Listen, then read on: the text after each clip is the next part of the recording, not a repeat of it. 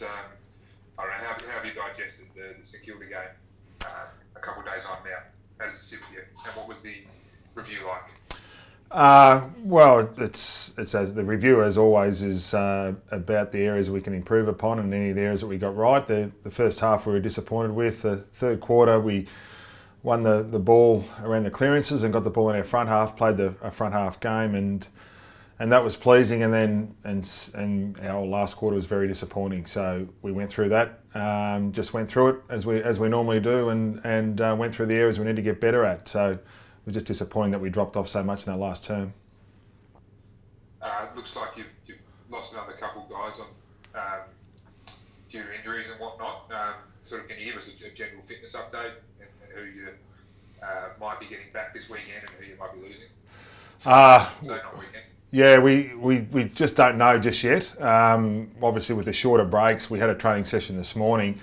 But whilst a few guys didn't train, it doesn't mean they're ruled out. So we'll have to actually wait until tomorrow, maybe even game day, before we actually know about who's available and who's not. I think all clubs are in the same situation at the moment.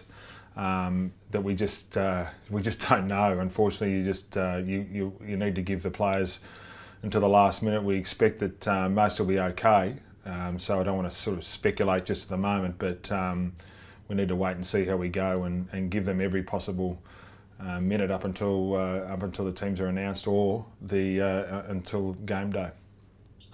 John, how has those shorter turnarounds affected your sort of training planning and fitness regimes? Have you had to sort of pull the departments together and get a new plan as to how you approach footy in this time? Yeah, and I mean, obviously, there's always a collaboration with your fitness and medical departments. You plan all sessions straight away after the game and who's available, who's not. I think the one thing about being involved when you're in a hub situation is that those discussions can happen quite easily and your assessment of players can happen very quickly and you can get a lot of treatment into your players. So there's certainly an adjustment to be made.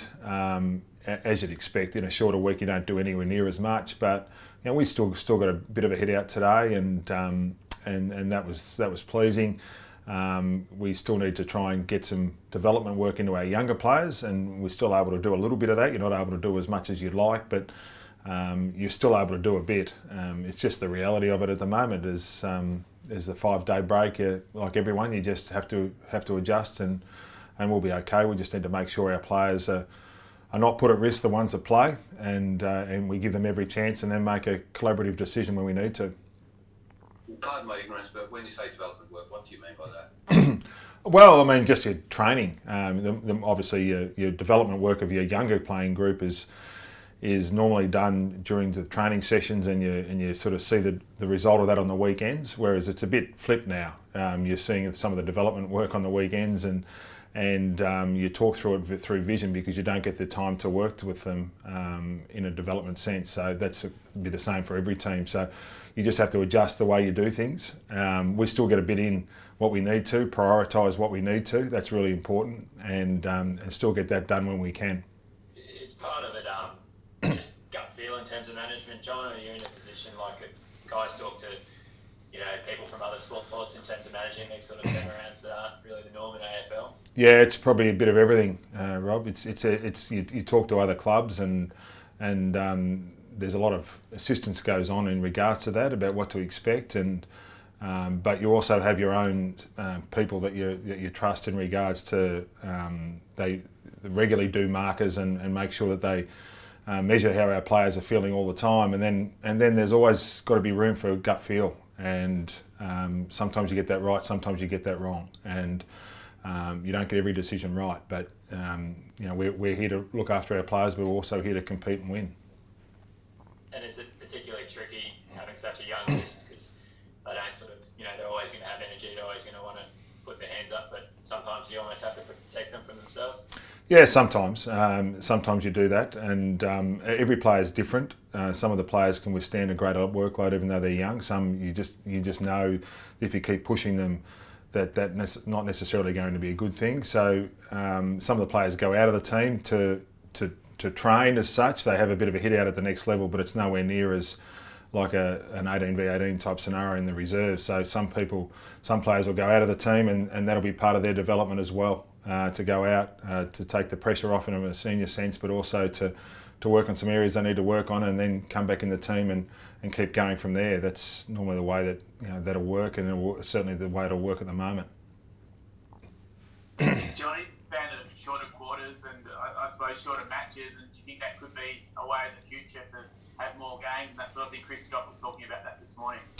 Yeah, I guess I've always been on record of supporting the less time in a game, and whether we can do that, and I understand there's a lot to that, TV rights, there's a whole lot of things that need to be taken into account there, but if you want your best players playing over a longer period during the season, and also for seasons, I'd be supportive of at least looking at less time for games, and I think that's relevant from a player welfare perspective, but also from the fans, and I think that they'd be sort of keen for that too, but we'll have to wait and see.